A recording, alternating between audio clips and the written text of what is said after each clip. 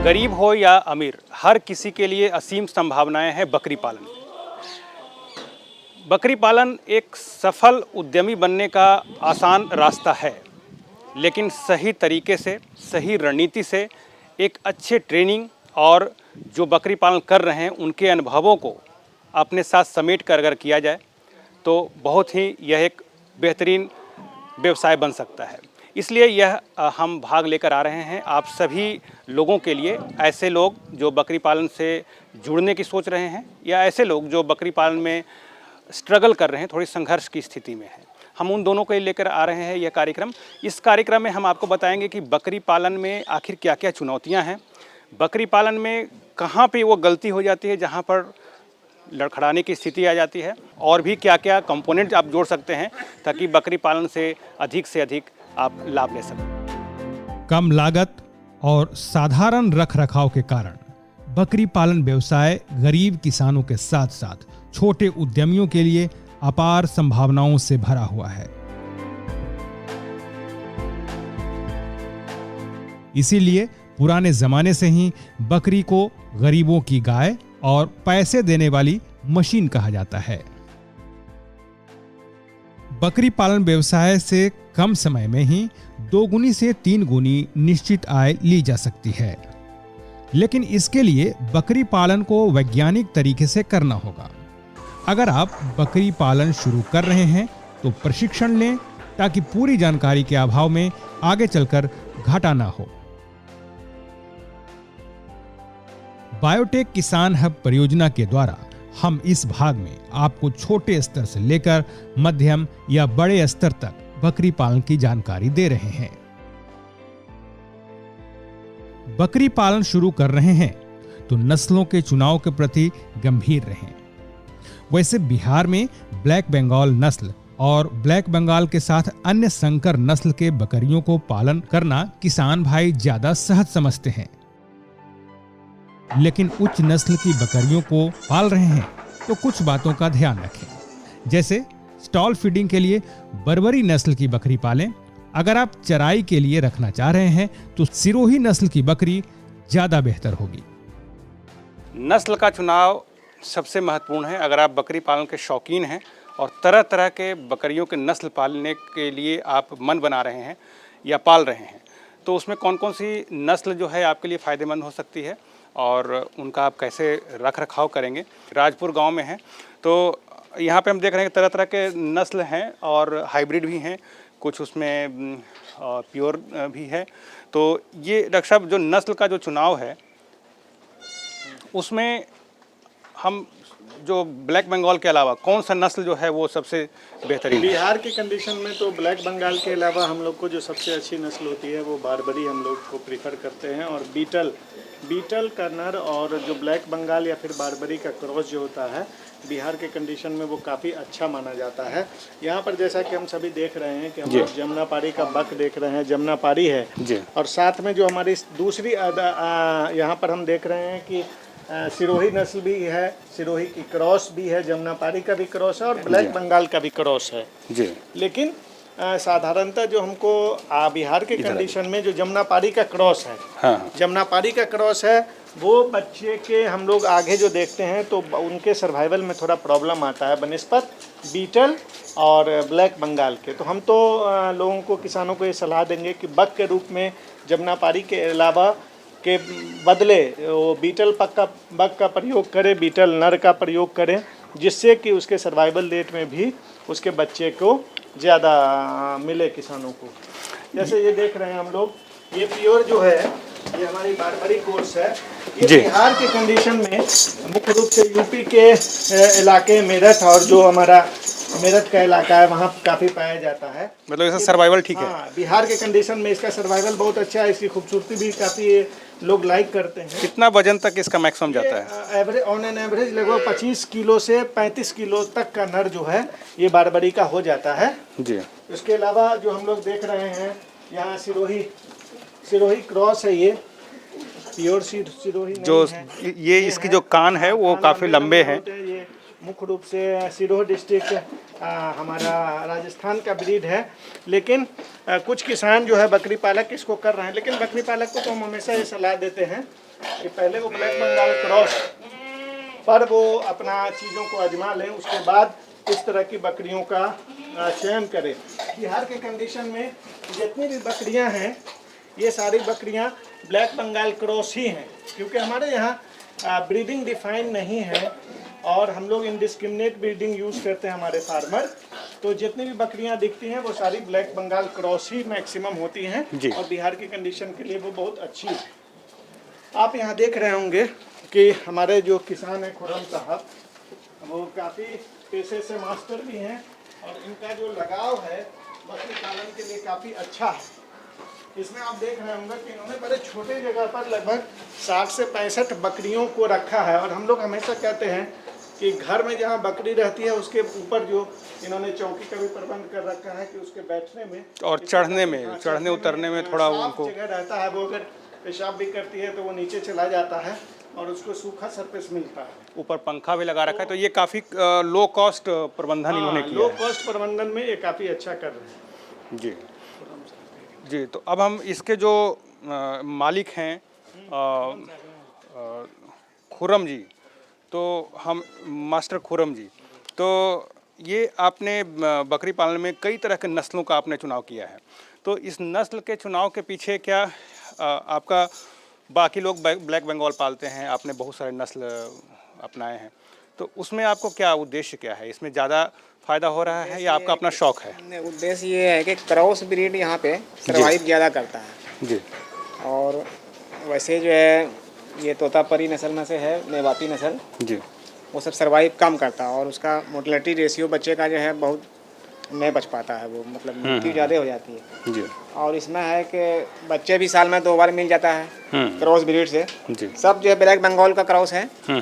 Breeder जो है जमुनापारी का भी रखे हुए हैं जी। और इसके पहले जो है ब्रीडर था, तोतापरी का ब्रीडर था।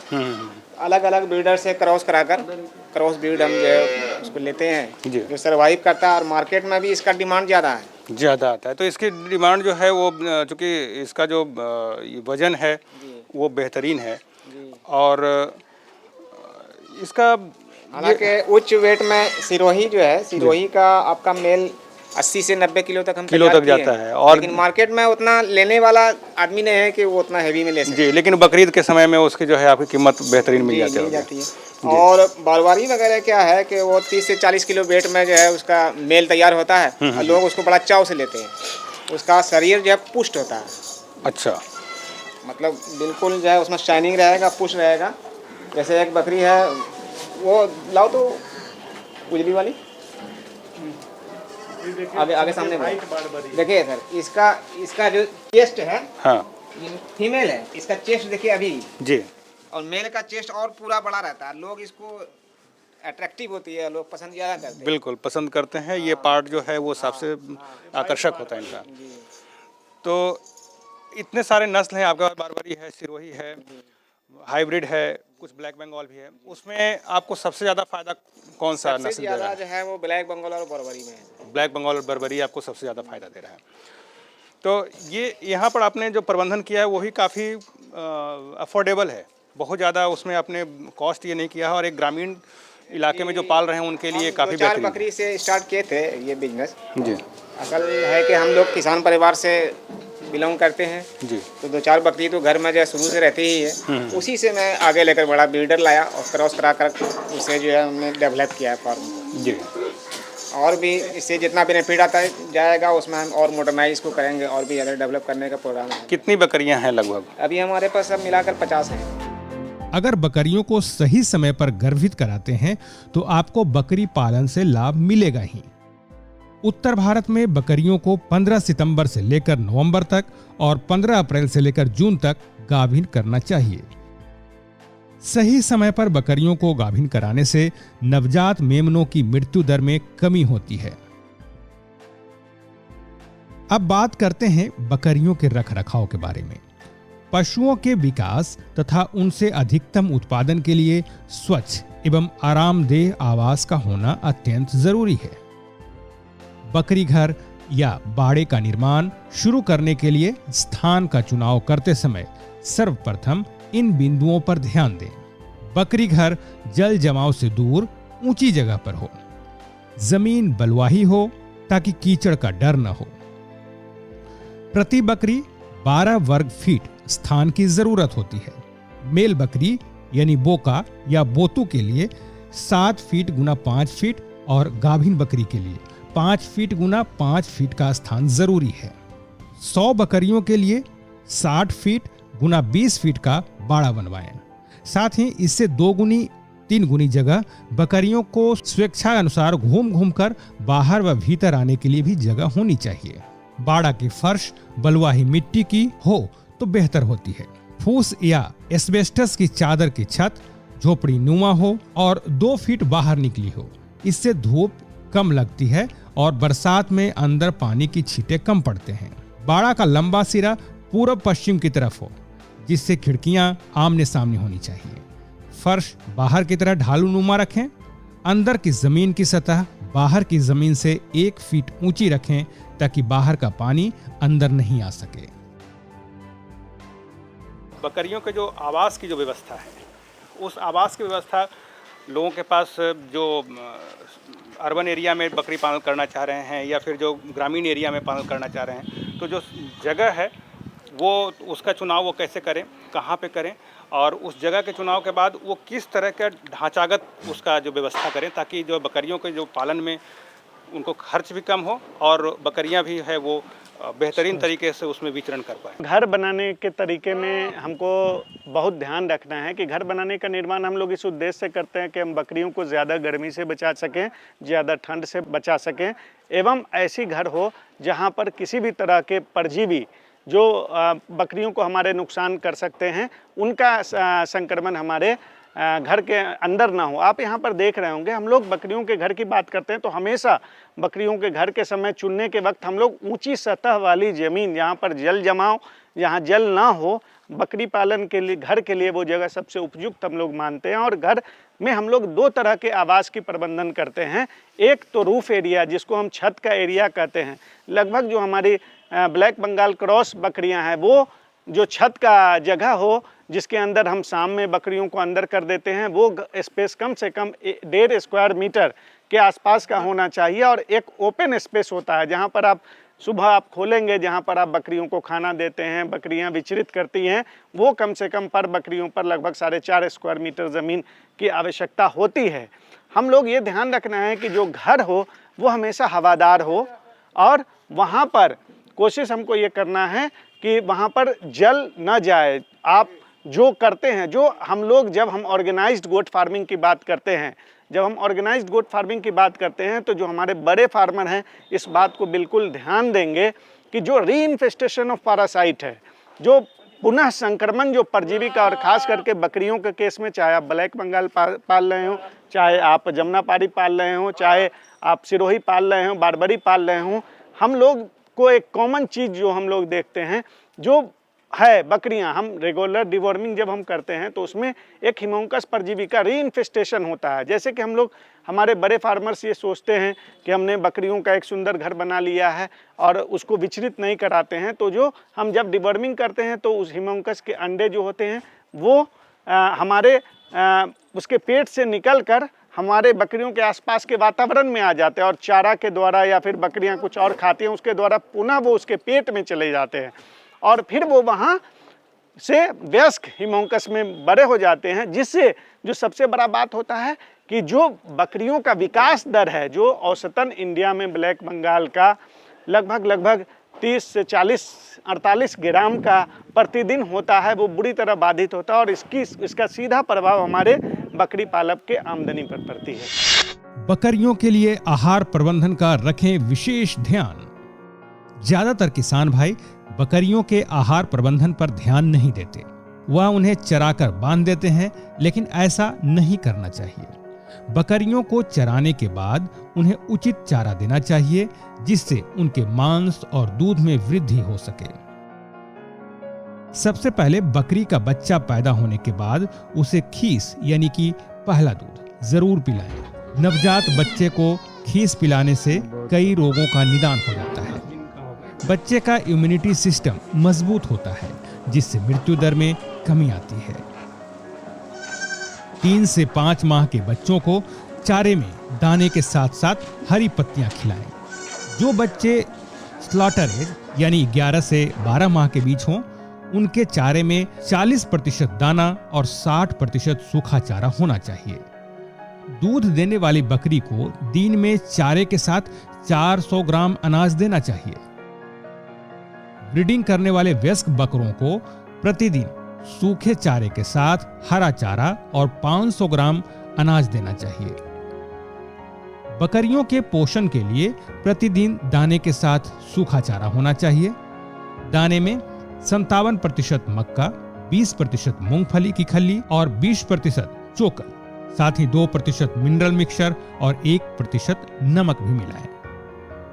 सूखे चारे में गेहूं का भूसा, सूखी पत्ती, धान का भूसा, उड़द का भूसा, अरहर का भूसा हो तो बेहतर है।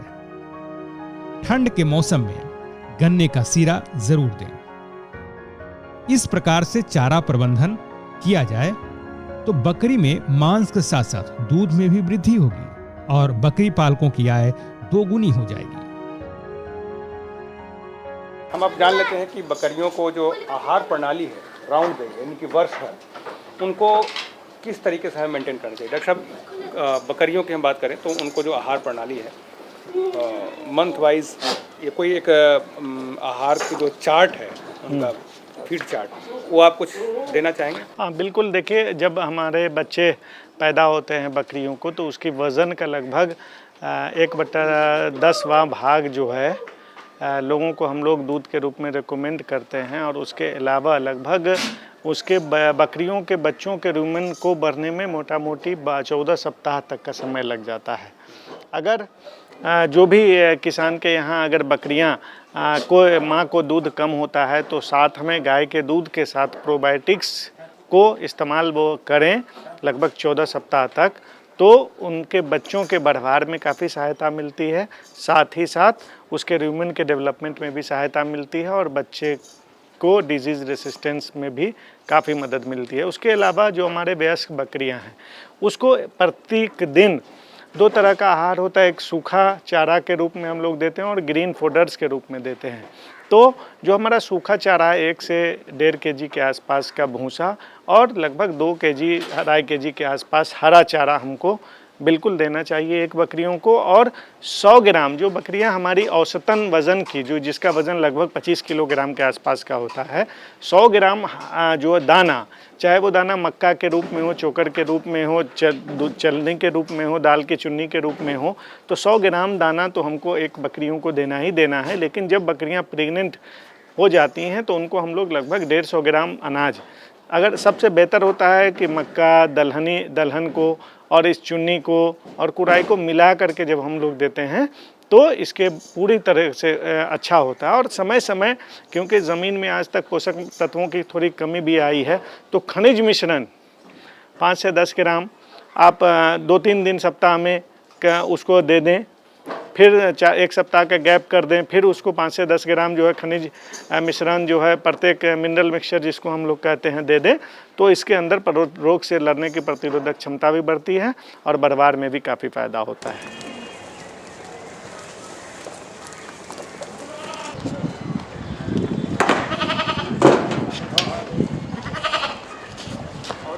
मोबिल का ड्रम लेके ये इसको हाफ कर दिया हाँ। और हाफ करके काफी इनोवेटिव है ये। हाँ। और इससे 2 यहाँ पर एक हम इसे कहें तो खाने के लिए नाद जो है ये तैयार हो गया। हाँ, बिल्कुल। और ये बकरियां जो हैं ये आपस में झगड़ा भी नहीं कर सकती हैं। हाँ। ये एक इस तरफ से एक इस तरफ, जी। यानी कि एक सेट में 8 बकरियां आसानी से आ जाएंगी। और हमें लगता है कि ब्लैक बंगाल के लिए ये सूटेबल है। हम हाइट जो है काफी उस है, हिसाब से ये है, सब आराम से खा रही है, आराम से खा रही है खूब और इनमें कोई आपस में कंपटीशन नहीं। जी। और इस तरह से ये यहाँ पर हम एक लाइन 8 देख है। रहे हैं कि 8 है, 8 है, यानी कि एक में 8 और इधर 8, जी। यानी कि इतने छोटे से जगह में ये 64 बकरियां, बकरियों हाँ, के लिए हाँ। यहाँ पर बिल्कुल, उनको खाने पीने के लिए व्यवस्था इन्होंने किया है और ये काफ़ी बेहतरीन व्यवस्था है। तो ये आपने क्या बिल्डर से इस तरह से बनवाया ये है, कस्टमाइज किया है? क्या बोलते हैं उसको, जो हाँ वेल्डिंग वाला जो करता है उसी से।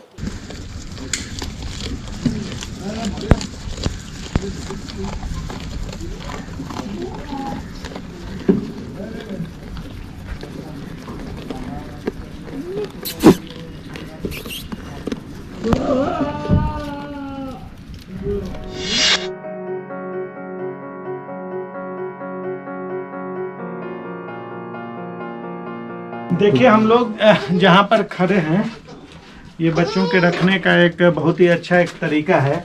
मतलब ये बच्चों को किस तरीके से उसको मेंटेन किया जाए? मेंटेन किया जाए। शुरू में हम लोगों को बच्चा को हम लोग रेस्ट्रेन में रखने का है, जब तक कि हम लोग देखते हैं ना कि जब एक या दो बच्चे एक बकरी के होते हैं, तो इसी तरह से घर में भी हम लोग ट्रेडिशनली भी करते हैं कि एक टोकरी का इस्तेमाल करते हैं।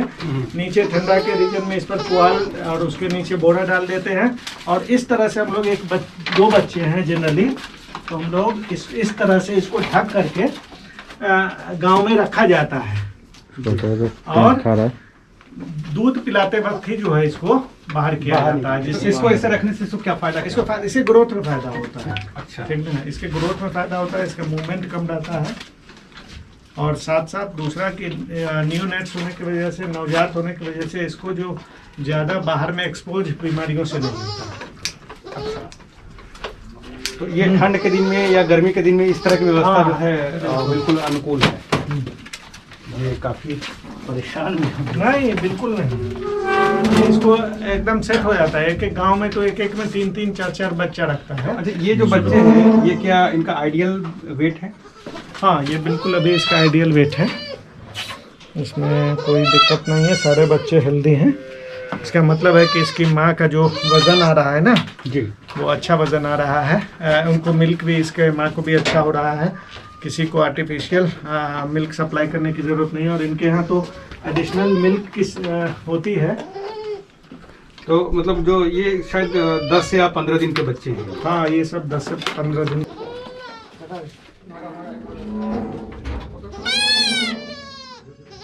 तो ये बच्चों की जो आवासन व्यवस्था है, आप देख सकते हैं कि किस तरीके से इन्होंने रखा है। और गांव के कंडीशन में बच्चों की जो व्यवस्था है वो इस प्रकार की काफ़ी अफोर्डेबल भी है और इनके लिए काफ़ी अनुकूलन भी है।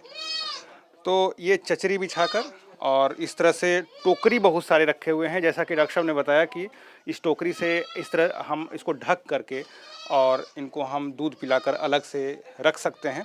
तो ऐसे प्रबंधन करें तो जो बच्चों का जो ग्रोथ है वो बेहतर होगा।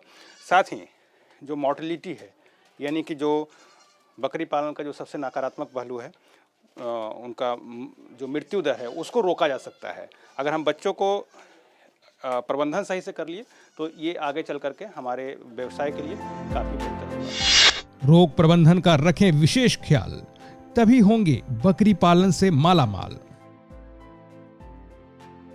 रोग मुक्त रखना बकरी पालन की सबसे बड़ी चुनौती और जरूरत होती है। अन्य जानवरों की तुलना में बकरियों में रोग का खतरा कम होता है, परंतु रोग के संक्रमण फैलने का खतरा बना रहता है। बकरियां बीमार न पड़ें, इसलिए इन बातों पर ध्यान जरूर दें। सभी बकरियों को नियमित रूप से समय पर टीका लगाएं। बाड़े में नमी दूर रखने के लिए नियमित रूप से भुजा हुआ चूना सप्ताह में कम से कम एक बार अवश्य छिड़काव करें। बाड़े के सभी बकरियों को एक साथ एक ही दिन कृमिनाशक दवा पिलाएं। चमोकन और जू जैसी परजीवियों से बचाव करें। रोगों से बचाव के लिए बकरियों को नियमित रूप से रोगनाशक दवा पिलाएं।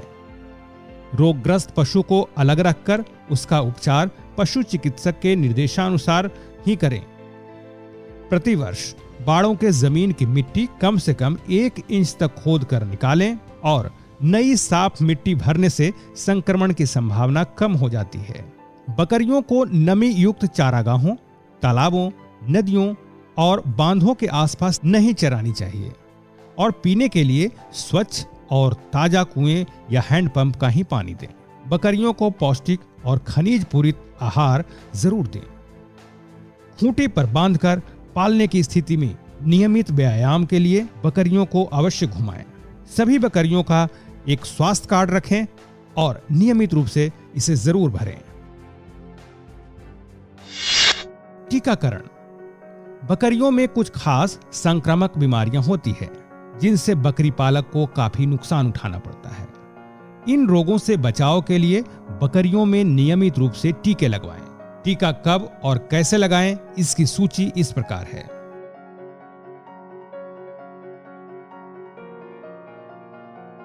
टीकाकरण गर्दन की चमड़ी या मांस पर। टीका उत्पाद के निर्देश, विधि और उपयुक्त मात्रा से ही करनी चाहिए।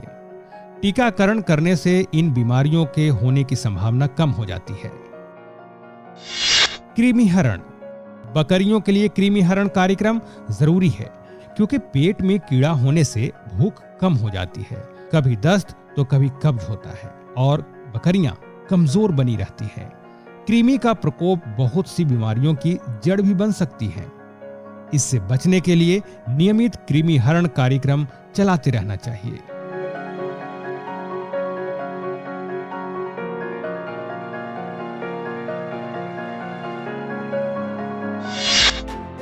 विभिन्न मौसम में बकरियों का रखरखाव। हमारे देश की जलवायु वर्ष भर एक समान नहीं रहती। जलवायु परिवर्तन के अनुसार विभिन्न मौसम में बकरियों के रखरखाव के लिए अलग अलग तरह के प्रबंधन करना चाहिए। बकरियों में अधिकतर रोग जलवायु परिवर्तन के कारण भी होती है। शीतकालीन मौसम में निमोनिया एवं जुओं का प्रकोप अधिक देखा जाता है, जबकि बरसात के मौसम में गलघोंटू की बीमारी और चिमोकन जैसे परजीवियों का होना देखा जाता है। अलग अलग मौसम में चारे की उपलब्धता बकरी की उत्पादकता को भी प्रभावित करती है। एक सफल बकरी पालक को बकरियों में होने वाले शारीरिक क्रियाओं पर मौसम के प्रभाव के असर का नजर रखना चाहिए। ठंड के मौसम में बकरियों का रखरखाव। बच्चों के बाड़े में घास फूस का प्रयोग करें। रोशनदान और आवास की खुली दीवारों से आने वाली ठंडी हवा को रोकने की उचित व्यवस्था रखनी चाहिए। ठंड के मौसम में जुओं और चिमोकन का प्रकोप अधिक होता है, जिसके लिए 2 ml बोटॉक्स या टिक-टैक दवा प्रति लीटर पानी में घोलकर लगाएं। फिर आधा घंटा में साफ पानी से धो दें। इसके साथ ही उचित रोगरोधी दवाएं जैसे मालाथियोन, साइपरमेथ्रिन 0.5% का फर्श तथा दीवारों पर छिड़काव करें। कॉक्सीडियोसिस से बचाव के लिए एम्प्रोलियम इत्यादि दवाओं का भी उचित प्रयोग करें। बच्चों को मिट्टी खाने से बचाएं। उन्हें मिट्टी खाने से रोकने के लिए 10 सेंटीमीटर मोटे बिछावन का प्रयोग करें। यह बिछावन इसे ठंड से भी बचाती है। छोटे मेमनों को धूप निकलने पर सुबह 10 बजे से दोपहर 2 बजे तक बाहर खुले में रखें। खुरपका मुंहपका रोग यानी FMD से बचाव के लिए जनवरी माह में ही FMD का टीका जरूर लगवाएं। इस मौसम में नीम, अरडू, खेजड़ी के चारे के उपयोग में ला सकते हैं। अधिक नमी वाले चारे को सीमित मात्रा में ही खिलाएं। बरसीम के हरे चारे को खिलाने के पहले इसे कुछ समय के लिए धूप में फैलाकर इसकी नमी को कम कर लेना बेहतर होता है। बरसात के मौसम में बकरियों की देखभाल। बकरियों को वर्षा में भीगने बिल्कुल न दें, अतः इस मौसम में उन्हें आवास के आसपास ही चराएं ताकि तुरंत ही बाड़े में लौट सके। इन्हें जल भराव वाले जगहों पर जाने से बचें। बकरियां भीगा हुआ चारा नहीं पसंद करती, इसलिए आवश्यकता अनुसार सूखा चारा और दाना का भंडारण पहले से कर लें। खरीफ मौसम में उगाई जाने वाले चारे जैसे ज्वार, लोबिया, अरहर की बुआई पहले से करें। जुलाई माह में खुरपका मुंहपका रोग से बचाव के लिए FMD का टीका जरूर लगवाएं। अंदरूनी कृमि और बाहरी कृमि के निदान के लिए उचित दवा का प्रयोग करें। सितंबर-अक्टूबर माह में पैदा होने वाले बच्चों के आवास की तैयारी के लिए बाड़ों की मिट्टी बदलकर उसमें 100 ग्राम चूना प्रति वर्ग मीटर के हिसाब से मिलाएं। उसके बाद बिछावन के लिए सूखी मुलायम घास या पुआल का उपयोग करें। गर्मी के मौसम में बकरियों का रखरखाव। गर्मी का मौसम बकरियों के लिए सबसे अनुकूल रहती है, क्योंकि इस मौसम में आवास भी सूखे रहते हैं और उनके चरने के लिए उपलब्ध चारा भी भींगा हुआ नहीं रहता, जिसे बकरियां काफी पसंद करती हैं। यह मौसम बाड़े की मिट्टी बदलने का सर्वोत्तम समय होता है। 10 सेंटीमीटर से 15 सेंटीमीटर गहराई तक पुरानी मिट्टी हटाकर नई सूखी मिट्टी 10 किलोग्राम सूखा चूना मिलाकर प्रति घन मीटर के दर से भरें। बकरियों को पीने के लिए साफ पानी प्रचुर मात्रा में उपलब्ध कराएं। साथ ही बाड़े में छाया की व्यवस्था करें। गर्मी के मौसम में पीपल, नीम, शहतूत, बेरी, बबूल, गुलर, बरगद, कटहल जैसे वृक्षों का चारा बकरियों को खूब पसंद आती है। इसके अलावा कुछ झाड़ियां जैसे झरबेरी, खेजड़ी, केकड़ा, हिगोर इत्यादि झाड़ियां भी चराई जा सकती हैं। चारागाह को 3 से 4 बराबर भागों में बांटकर चक्रवत चराई करते हुए बकरियों को सीमित समय के लिए चराएं। फरवरी से मार्च में चारा फसलें जैसे मक्का, बाजरा तथा लोबिया की बुआई करें। बाहरी परजीवियों को निदान के लिए उचित दवाओं का प्रयोग करें। स्थिर रहने वाली पानी जैसे तालाब के पानी में अनेक प्रकार के जीवाणु संक्रमित रहते हैं, जिनसे कई प्रकार की बीमारियां हो सकती हैं। इन्हें कभी भी यह पानी न पीने दें। तालाब तथा अन्य पानी भरे गड्ढों के किनारे उपलब्ध घास को चरने न दें, अन्यथा बकरियां घास के साथ घोंघे भी खा लेंगे, जो लीवर फ्लूक नामक बीमारी उत्पन्न करती हैं। गर्मी के मौसम में बकरियां चारे के लिए सबसे ज्यादा निकलती हैं, अतः कमजोर बकरियों को विशेष पूरक आहार दें तथा सभी बकरियों को सही समय पर गाभिन कराएं।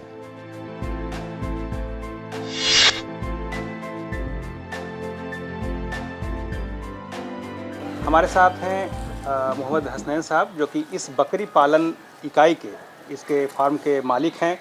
हसनैन साहब, आपका स्वागत है हमारे दर्शकों की तरफ से। धन्यवाद। पहले तो आपको शुभकामनाएं। आपने बड़ा ही बेहतरीन व्यवस्था किया है और ऐसा मालूम पड़ रहा है कि ये आपने हाल फिलहाल में इसे एक सेटअप किया है, यहाँ पर आपने बकरी पालन शुरू किया है। तो सबसे पहले हम आपका एक छोटा सा हम परिचय जान लेंगे, ताकि जो बकरी पालक भाई हैं वो जानना ज़रूर चाहते हैं कि आखिर ये किनका है, किस स्तर से इन्होंने शुरू किया और ये कहाँ गए। तो हम आगे ही फॉलोअप करेंगे। फिलहाल आपका थोड़ा सा एक हम आपका शॉर्ट एक इंट्रोडक्शन हम चाहते हैं। हम तो पढ़ाई हमारी हुई यही BSc AG तक सबौर एग्रीकल्चर कॉलेज जी, और स्कूलिंग हमारा CMS से हुआ, CMS स्कूल भागलपुर। और वहाँ के बाद हमारा एकदम ट्रैक चेंज हो गया। जी, हम चले गए पुलिस विभाग में अच्छा, और हम रिटायर किया एडिशनल SP से जी, 2011 में। हाँ, और सारे इससे YouTube आपको क्या बोलते हैं गूगल वगैरह से सर्च करके ये आपने इन्फॉर्मेशन आया कि इस पे ये प्रॉफिटेबल चीज़ है और बहुत झमेला नहीं है। 1-2 आदमी को रख लेने के बाद अब अपना सुपरविज़न ज़रूरी है, वो मतलब फिर ये कामयाब होता है आदमी। तो इसके थोड़े नकारात्मक पहलू के बारे में भी इस सर्च में आपने हाँ, ज़रूर ज़रूर ज़रूर। नकारात्मक तो ये है कि एक दिन के बाद एक बकरी मेरी मर गई। मर गए। जी। हाँ, तो खैर उससे हमको आपको जो है सीख मिल गई कि हाँ, आगे बिल्कुल कैसे बिल्कुल। बढ़ना है। तो अब आगे जो है वो किस तरीके से आप आगे बढ़ना चाह रहे हैं, इसमें कितना स्कोप देख रहे हैं?